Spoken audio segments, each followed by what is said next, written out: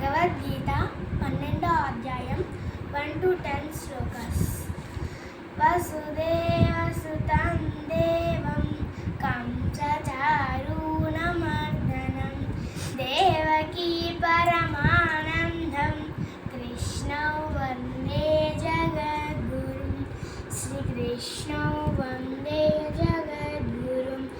ఓం శ్రీ పరమాత్మనే నమః. శ్రీమద్భగవద్గీత అద్వాదశోऽధ్యాయः.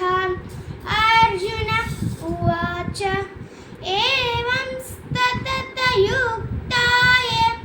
భక్తాస్త్వాం పర్యుపాసతే ఏ చాప్యక్షరమవ్యక్తం తేషాం కే యోగవిత్తమాః.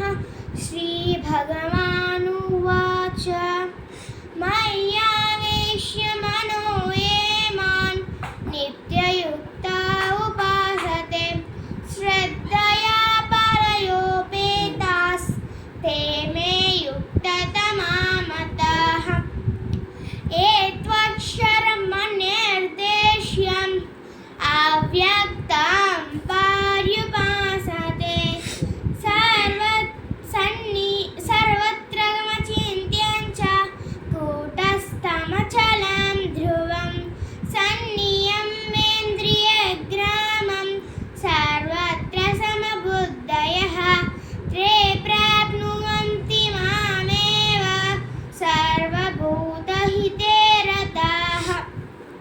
క్లేశోऽధికతరస్తేషాం అవ్యక్తాసక్తచేతసాం అవ్యక్త హి గతిర్దుఃఖం దేహవద్భిరవాప్యతే.